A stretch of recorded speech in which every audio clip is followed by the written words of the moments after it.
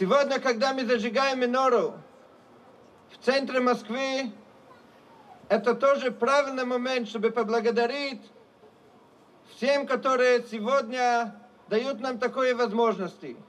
Сегодня минора зажигается на площади революции, потому что нам нужны такие революции. Революции, которые приносят добро каждому человеку. И, наверное, это есть самый главный подарок, который еврейский народ дает всем народам мира.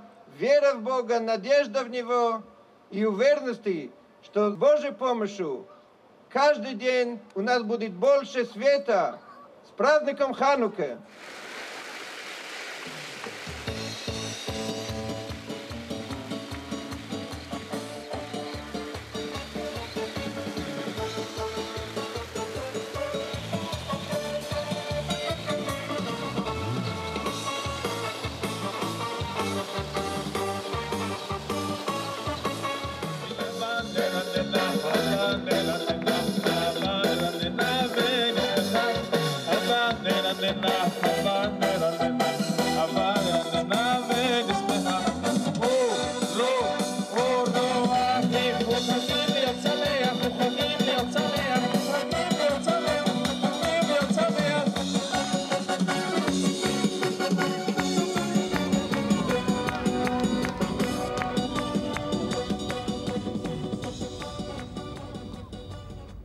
Потому что столько были гонений, столько были погромов, столько проблем вокруг еврейской общины и против евреев, что действительно то, что еврейский народ существовал и остался жив и развивается, это реально чудо.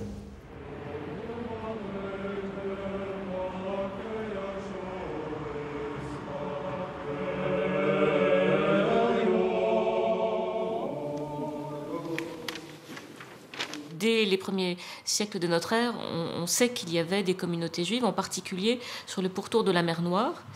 Et par contre, ce que l'on sait aussi, c'est que très tôt, ces communautés juives, vers le milieu du XVe siècle, sont déjà refusées, pourrait-on dire, mal considérées par cette Russie qui commence à se former sous la forme d'un État.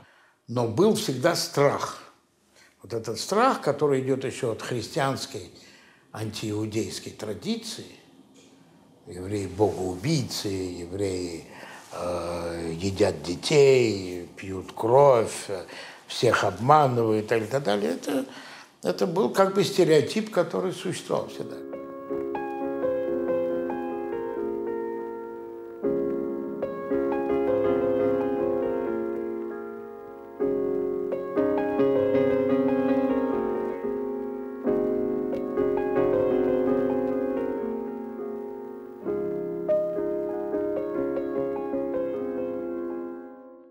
À partir du moment où l'Empire russe, par sa politique d'expansionnisme, touche à la Pologne et intègre la Pologne, c'est près de 900 000 juifs qui vont entrer dans cet empire.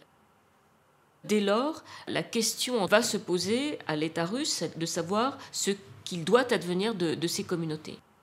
Catherine II va édicter en 1791 la constitution de ce qu'on va appeler le territoire de résidence, qui oblige ces communautés à rester, donc à résider dans une zone géographique qui correspond à ces territoires qui sont entrés dans l'Empire tsariste. Moscou et Saint-Pétersbourg, donc qui sont les deux capitales dans l'Empire russe, étaient en principe interdites aux Juifs. Вот основная масса евреев это были нищие люди, очень бедные. Более Россия получает этих евреев, они по-русски не говорят. У них был свой язык идиш. Это были мелкие ремесленники, корабейники. Наверное, вы не знаете, что это такое. Корабейник – это человек, который покупает какой-то мелкий товар, иголки, там, пуговицы, потом он берет это в сумку, в короб, и идет из городка своего в соседнюю деревню продавать.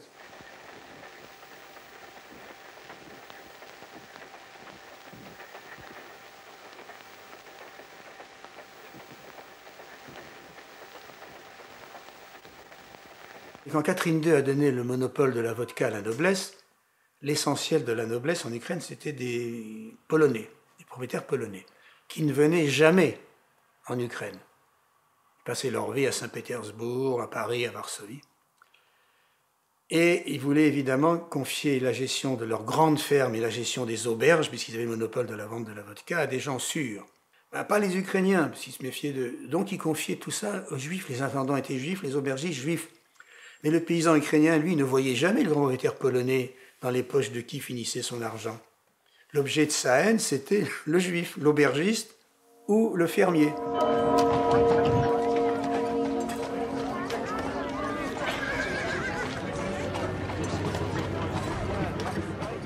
À la fin du XIXe siècle, on va avoir un nationalisme russe qui se met en place et qui va engendrer un véritable antisémitisme, pas forcément étatique au début, mais en tout cas encouragé par l'État. История евреев XIX века и XX трагична в России. Трагично. Всем известны русское слово «погром», которое вошло во все европейские языки.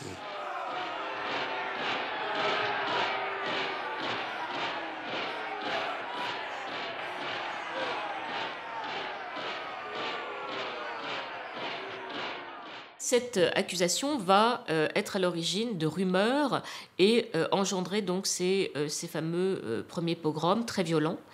Et le pogrom, en réalité, donc, va, je dirais, ponctuer dès lors l'histoire des communautés juives jusqu'à la Révolution de février.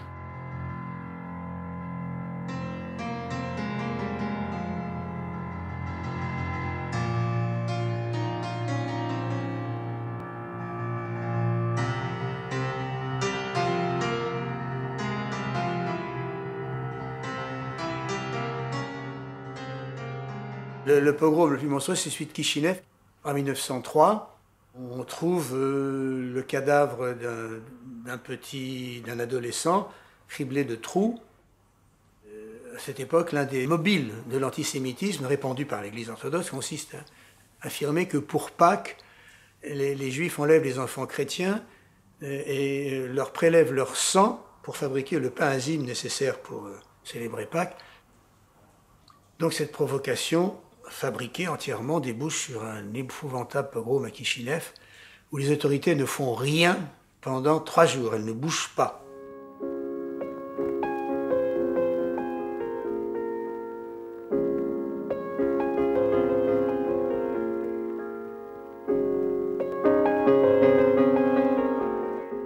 Ну ладно, сидит какой-нибудь маленький еврей, там портной, и он сидит и делает свое дело, и пронеслось. Но он тоже понимает, а если завтра погром, давай-ка я уеду. Куда? Есть такая страна, die Goldene Medine, как говорили на идише, золотая страна. Поедем вот в Америку. Die Goldene Medine.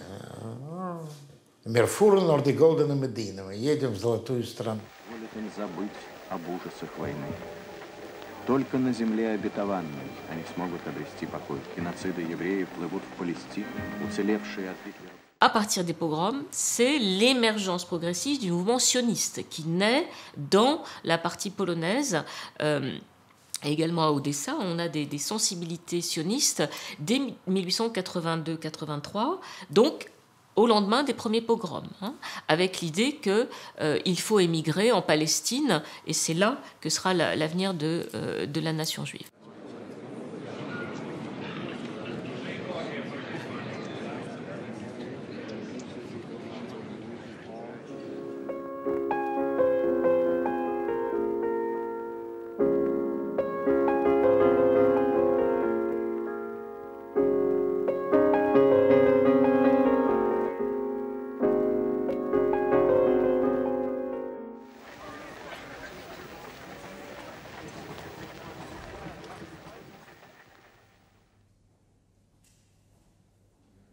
Le mouvement Bund est une réflexion extrêmement intéressante qui vise à une synthèse entre le nationalisme juif et l'idéal socialiste.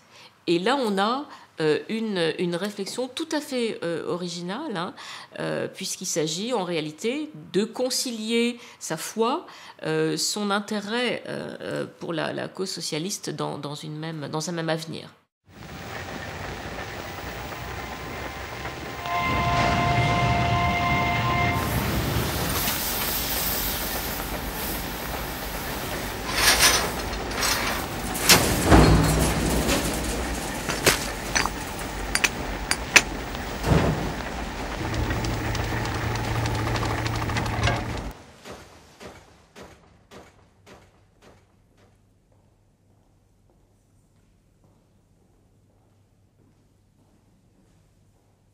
Pour eux, ce qui compte, c'est finalement de croire à la cause révolutionnaire. Pour eux, l'identité juive n'existe pas, et c'est la raison pour laquelle beaucoup de juifs seront nombreux dans les mouvements marxistes, qui visent en réalité à faire une révolution de type politique sans considération nationale.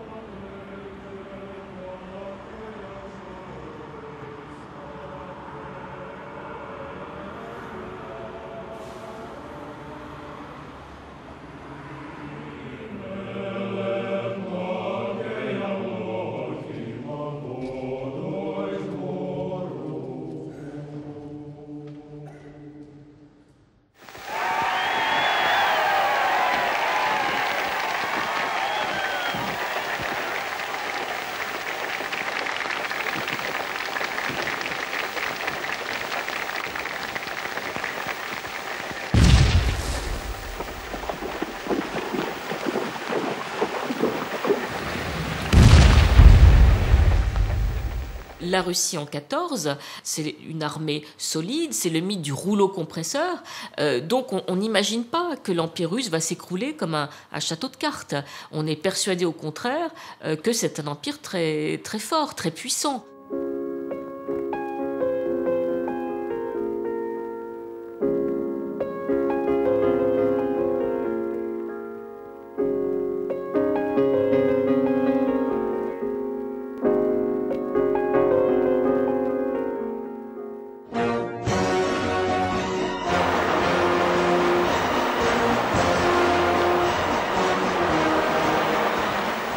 La révolution de février 17 démarre par des protestations de désespoir, en réalité. Et d'ailleurs, il y a beaucoup de femmes dans les premières manifestations qui réclament du pain.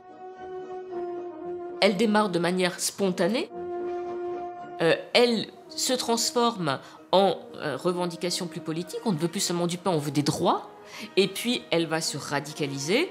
On veut finalement mettre le tsar dehors, hein, se débarrasser de l'empereur.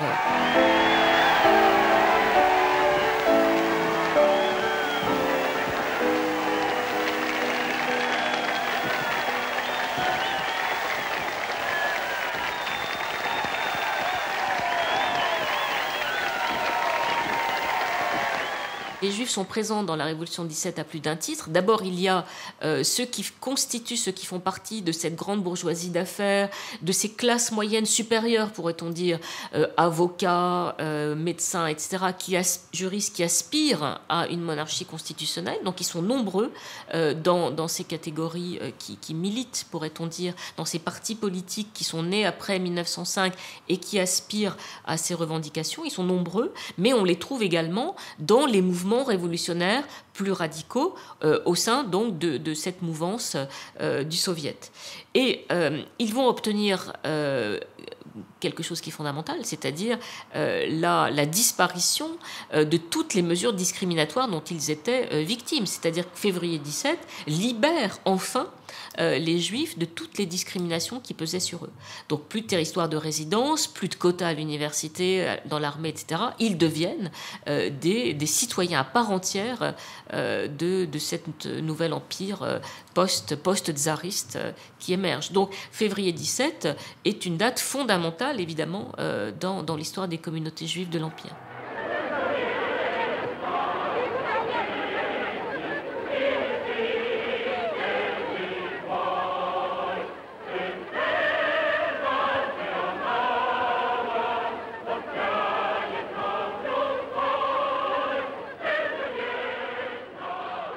Rapidement, les Juifs prennent une part active dans les comités, les soviets, qui se forment dans à peu près tout l'Empire, notamment dans les armées, dans les grandes villes, mais aussi assez régulièrement dans les villages.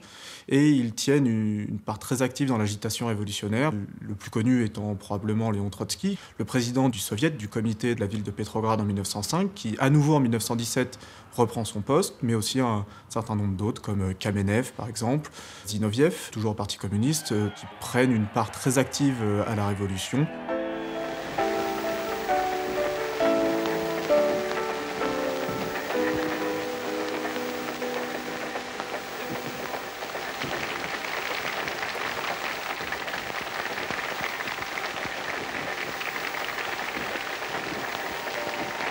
Антисемитизмом называется распространение вражды к евреям.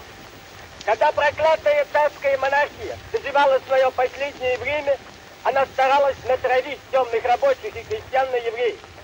Только совсем темные, совсем забитые люди могут верить лжи и клевете, распространяемой против евреев. Среди евреев есть рабочие, труженики, их большинство. Они наши братья по угнетению капиталом, наши товарищи по борьбе за социализм.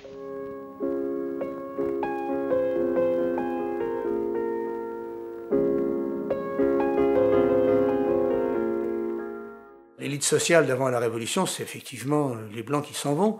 La plupart des ingénieurs s'en vont, la plupart des officiers s'en vont, la plupart des étudiants s'en vont. Or, pour construire l'appareil politique de ce parti qui accède au pouvoir, il faut des gens qui sachent lire, écrire, compter. Donc, cet appareil du parti recrute massivement des Juifs, parce qu'ils savent lire, écrire, compter hein, par centaines de milliers. Donc ils deviennent secrétaires du Soviet, secrétaires de ce que vous voulez. Donc la population juive, qui est, pour des raisons diverses, est marquée par un appétit de savoir et d'apprendre, elle fournit des dizaines de milliers de cadres du nouveau régime.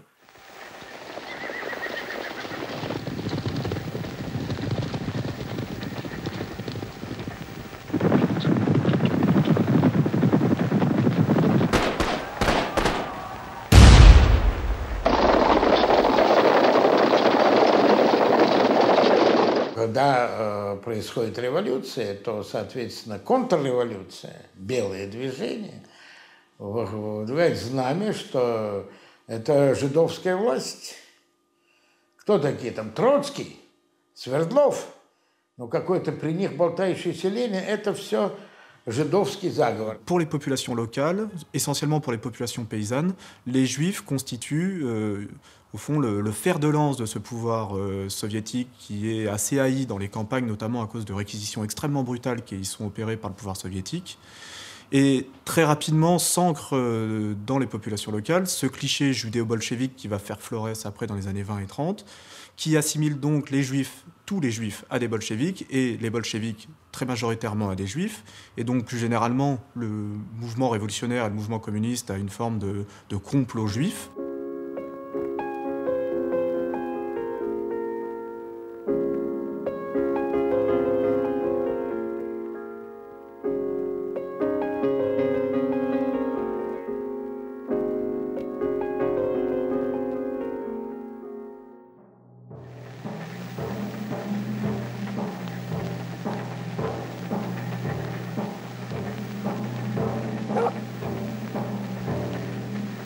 Donc à la faveur de la guerre civile, la quasi-totalité des armées, mais surtout les armées anti-bolcheviques, perpétuent un certain nombre de violences antisémites très profondes, une vague de pogroms sans équivalent dans l'histoire. Et ces juifs soviétiques vont être dépouillés quasiment entièrement de leurs richesses. Les pogroms vont faire environ 120 000 morts, une centaine de milliers de femmes vont être violées à la faveur de ces pogroms, qui prennent parfois localement la tournure d'un certain nombre d'exterminations, auxquelles participent très majoritairement des paysans locaux, mais aussi des armées anti-bolcheviques. L'Armée rouge n'est pas épargnée par l'antisémitisme et perpétue aussi une forme d'antisémitisme classique dans l'armée.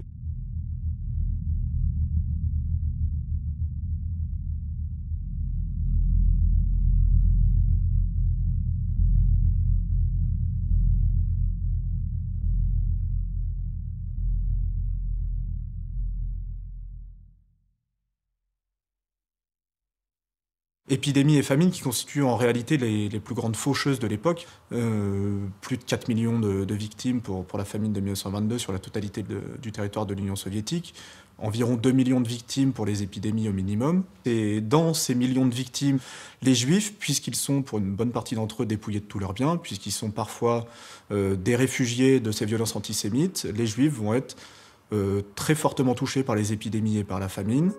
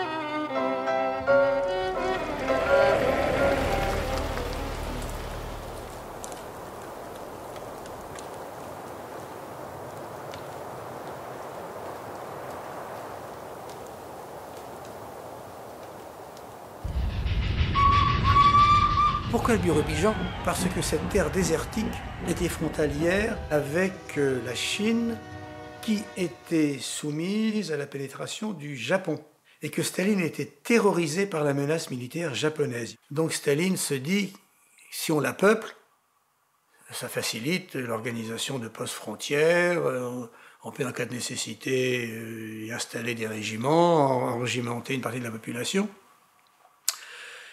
Et comme il a l'idée de faire pièce à l'émigration en Palestine en évoquant une sorte de Palestine soviétique, Birobidzjan, il a l'idée de proposer à des Juifs d'y aller.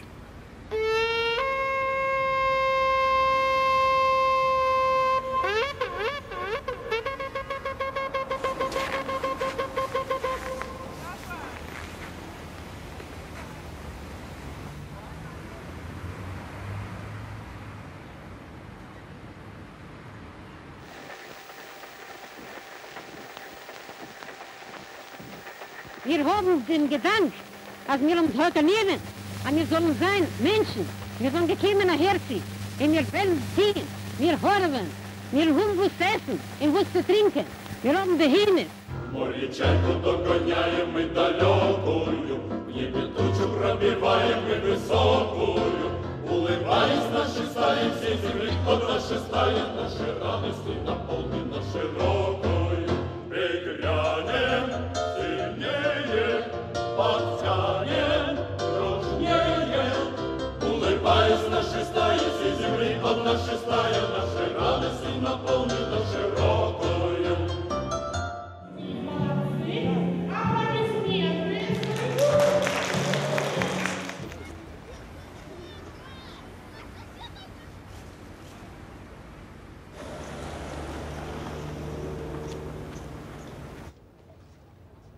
Газета «Биробиджанин Штерн» выходит с 1930 года. Но писали обо всем, я же говорю, что писали о людях, да, то есть о замечательных каких-то людях, о каких-то выдающихся, да, людях, о каких-то ударниках, там, производства. Писали о заводах, о молодежи, обо всем писали. О том писали, чем жила наша еврейская автономная область, о том, чем жил этот город.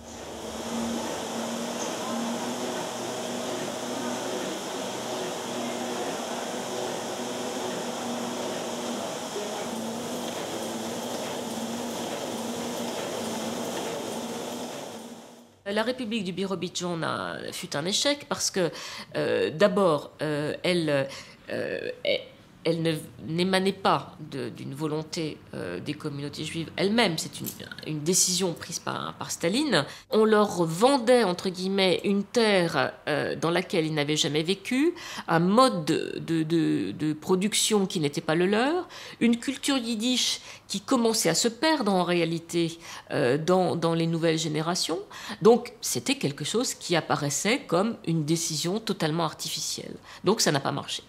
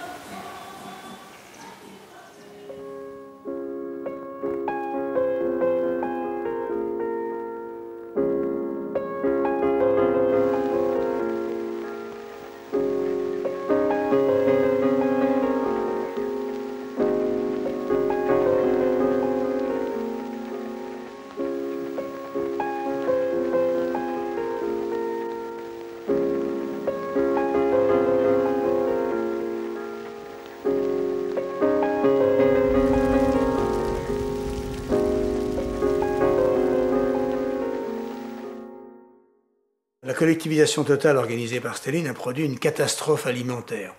32-33, la récolte est médiocre. Les paysans ukrainiens ne livrent qu'une petite partie de ce que Staline exige de livraison à l'État. Donc il décide de les punir. Puisqu'ils ne livrent pas, eh bien, qu'ils crèvent.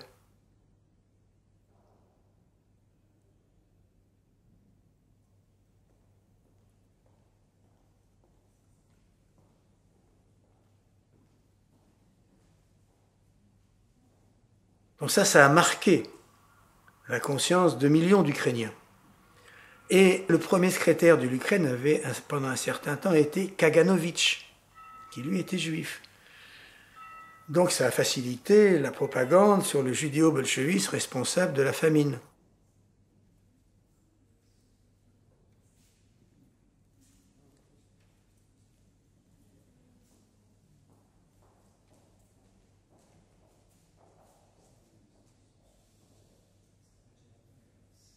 Les grands procès de Moscou vont toucher les vieilles figures du Parti communiste, au premier rang desquels un certain nombre de juifs qui étaient rentrés au Parti bolchevique soit avant la Révolution, soit au cours de la Révolution. Et tous ces juifs qui étaient au sein du bureau politique vont être purgés pour une bonne partie d'entre eux parce qu'ils représentaient la vieille garde qui était souvent assez hostile au pouvoir stalinien.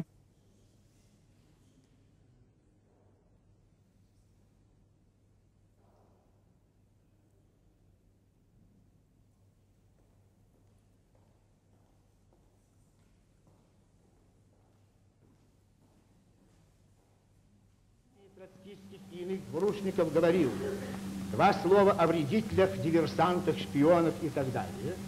Теперь, я думаю, ясно для всех, что нынешние вредители-диверсанты, каким бы флагом они ни маскировались, троцкистским или бухаринским, давно уже перестали быть политическим течением в рабочем движении, что они превратились в беспринципную и безидейную банду профессиональных вредителей, диверсантов, шпионов, убийц.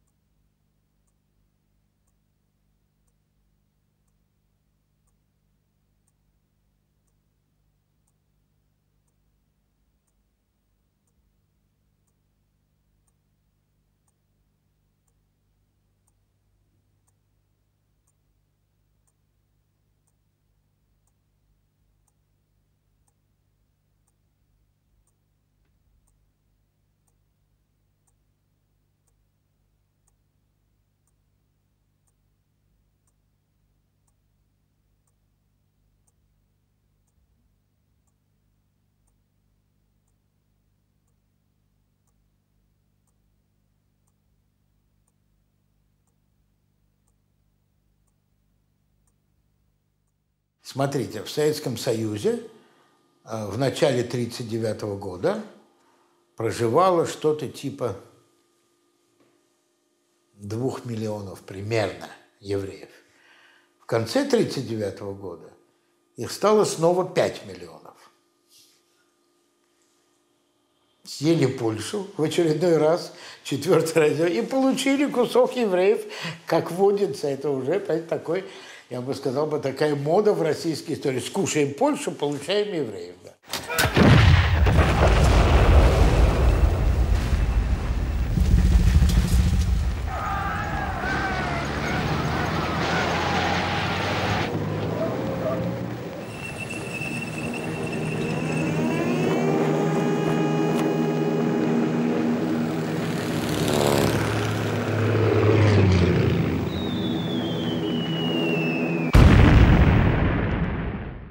Pour garder le contrôle des territoires au fur et à mesure de l'avancée extrêmement rapide de ces troupes mécanisées, les nazis ont imaginé d'envoyer des commandos mobiles formés essentiellement de policiers en uniforme, de policiers politiques de la Gestapo, d'officiers des services secrets du SD et de personnel technique. Ces groupes, on les appelle des Einsatzgruppen.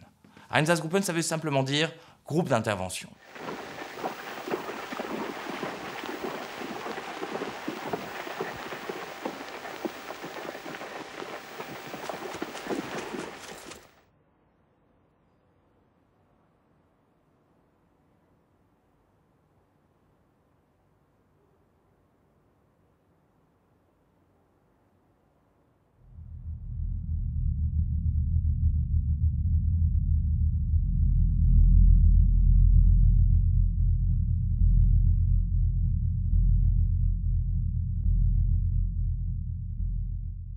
Il faut faire ici une coupure pour passer du côté soviétique et comprendre comment va se mettre en place l'écheveau menant à l'explosion de violence de juin 1941.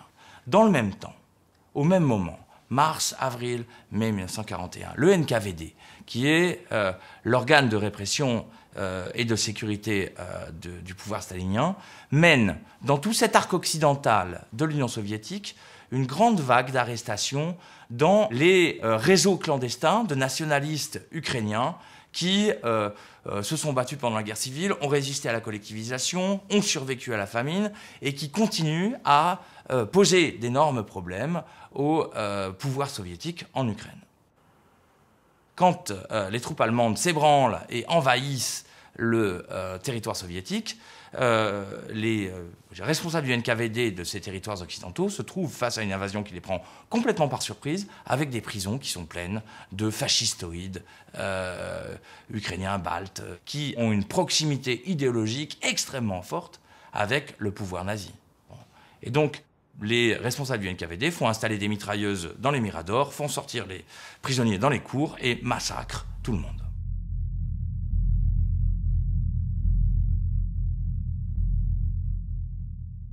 Les hommes des Einsatzgruppen qui arrivent, qui investissent les prisons, tombent sur le tas de cadavres, et il y a toujours des survivants ukrainiens nationalistes pour leur expliquer, mais ceux qui ont fait cela, ce sont les Juifs. judéo-bolchevisme, évidemment. Hein. Donc, pour ces Ukrainiens, le NKVD égale les Juifs, et donc ceux qui ont fait ça, ce sont les Juifs. Et donc, les massacres des Einsatzgruppen, qui commencent dès le premier jour, ou pratiquement le premier jour, 23 ou 24, commencent comme des actions de représailles contre ces premiers massacres qui ont été commis par le NKVD. Et donc, les Einsatzgruppen tuent de façon de plus en plus systématique et de plus en plus massive des hommes juifs en âge de porter les armes. Quand la Wehrmacht est entrée en Ukraine en 1941, au début, les paysans ont accueilli les soldats allemands avec des fleurs ou avec le pain et le sel. Pas dans les villes. Les villes n'avaient pas été touchées vraiment par la famine.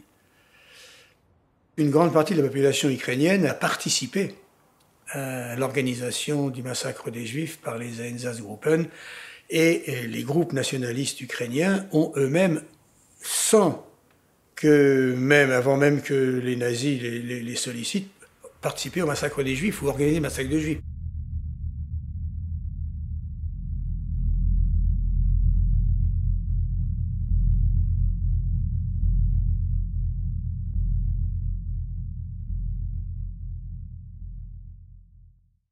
À partir de la mi-juillet 1941, on s'aperçoit qu'un certain nombre de femmes sont progressivement adjointes au massacre. On sait que Heydrich et Himmler font à ce moment-là une tournée dans les Einsatzgruppen pour sans doute, très vraisemblablement, diffuser un ordre de radicalisation des pratiques.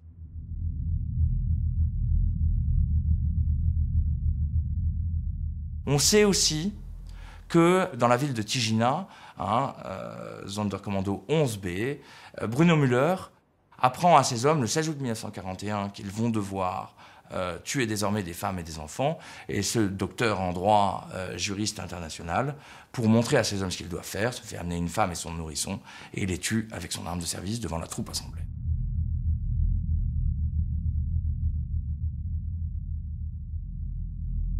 La suite des savoir-faire génocidaires va être de mettre en place une exécution plus mécanisée encore, qui va rendre possible, à partir de la mi-août 1941, une série d'immenses massacres qui scandent la première année d'existence des Einsatzgruppen.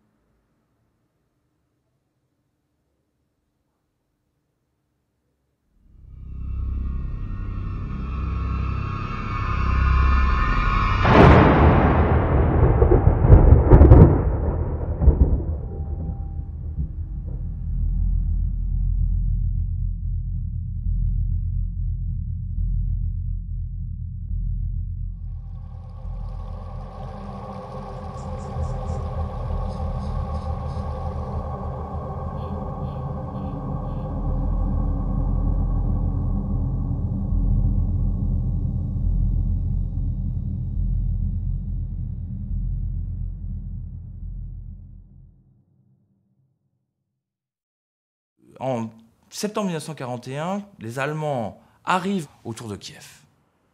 Dans une ville qui a été dévastée par les combats, elle est par ailleurs minée, et une série d'explosions va mettre le feu au centre-ville et tue l'état-major de la 6e armée. Les Allemands décident de tenir la communauté juive de Kiev pour responsable globalement de ce qui est en train de se passer dans la ville, et au titre des représailles, et planifier la mise à mort de tous les juifs présents dans la ville.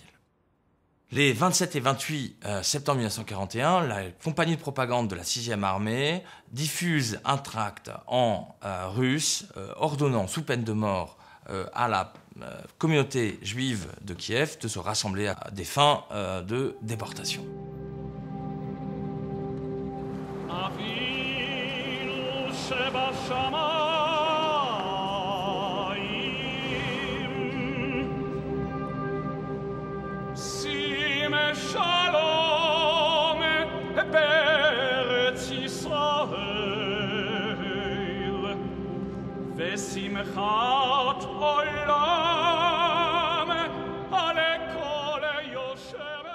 Ce jour-là, les Allemands mettent en place un procédé qui va être immuable pendant 2 jours avec une pause pour la nuit.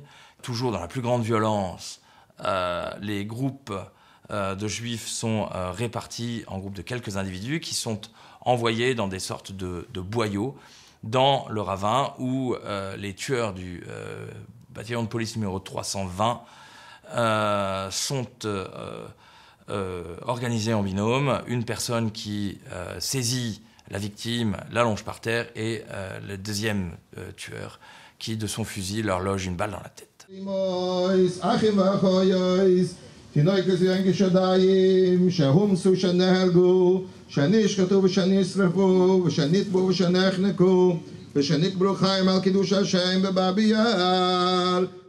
Конечно, я вам хочу сказать, чем дальше уходит время, вот уже 71 год, как мы видели эту трагедию, это забыть нельзя. Вроде как будто бы мы сфотографировали глазами. И ставят над яром и расстреливают. И люди падают в этот яр. И спросите меня сейчас, как будто бы стоит линия, и они все голые стоят, и эти бедные дети падают. И мы посмотрели 3 раза, как это раздевают их догола, в машину грузят вещи, все грузят, и опять их ведут. Они кричат страшно. Это был такой шум, такой крик. Это можно, я не знаю, что сделать. И как девушки молодые, 18-19 лет, их раздевали. Они ни за что. Они так и не разделись. Они на немцев плевали, они их царапали, они сражались. Их тут же расстреляли, потом их за ноги волокли, в этот яр бросали. Ну, конечно, все шли, ручку ребенка вели и расстреливали. Но были такие, были случаи, когда из-под мертвых, из-под крови вылазили.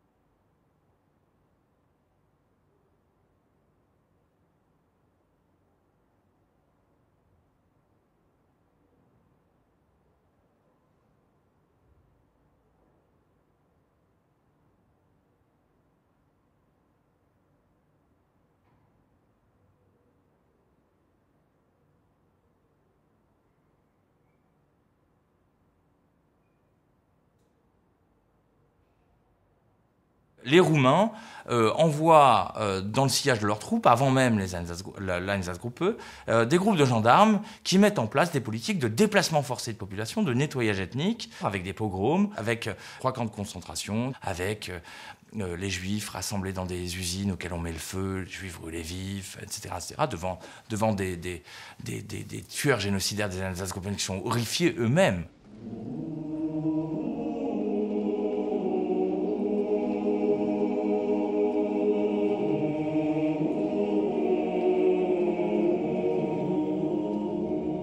Jusqu'en mars 1942, ce sont 95 000 juifs qui sont tués dans les territoires à domination roumaine, 25 000 à Odessa par l'Einsatzgruppe et par l'armée roumaine, et ensuite 70 000 dans ces 3 camps qui sont montés en Transnistrie.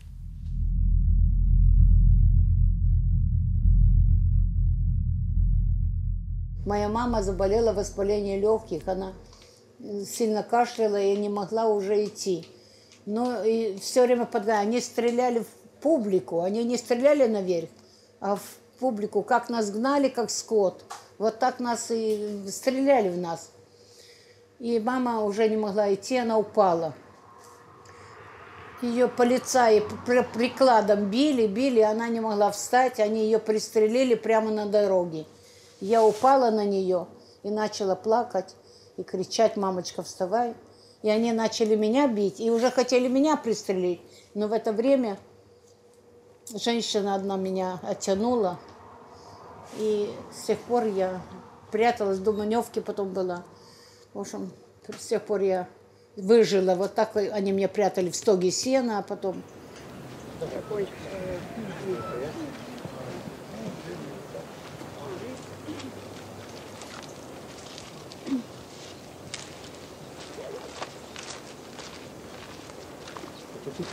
Я хочу сказать, меня когда обогнали по дороге смерти, мы ее так называем, дорога смерти, нас догнали из Дальника сюда пешком, и по дороге оставались трупы, люди, кто уже не мог идти, их расстреливали на месте.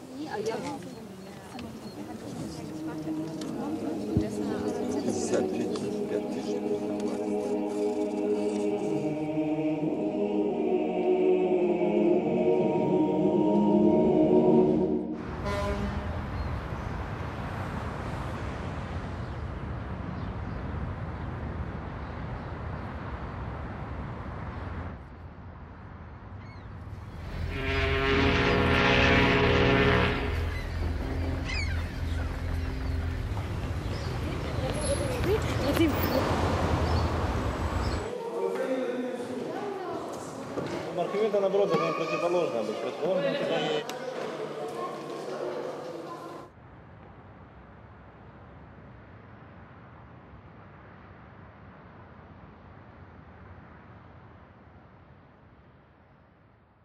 Никто из румынского руководства не приехал в Одессу и не извинился перед евреями Транснистрии за все, что они сделали. Перед семьями тех, кого уничтожили.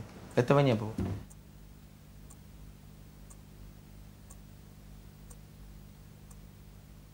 Знаете, когда вот это все собирали, то плохо себя чувствуешь потом.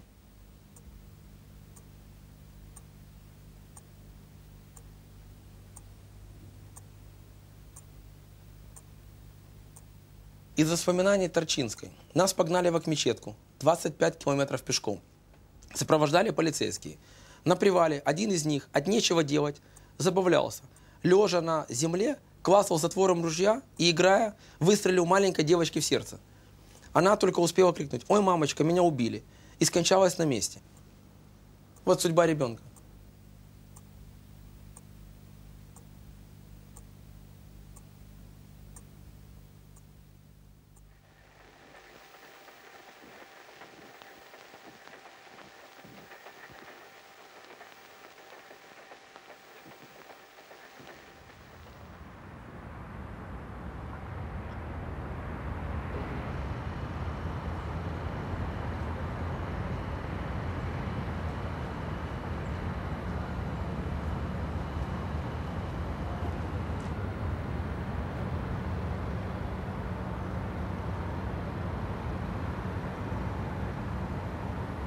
Трагедия Бабиного Яра как преступление, совершенное против народов Советского Союза, социалистического государства СССР, а план Адольфа Гитлера по уничтожению порабощизмом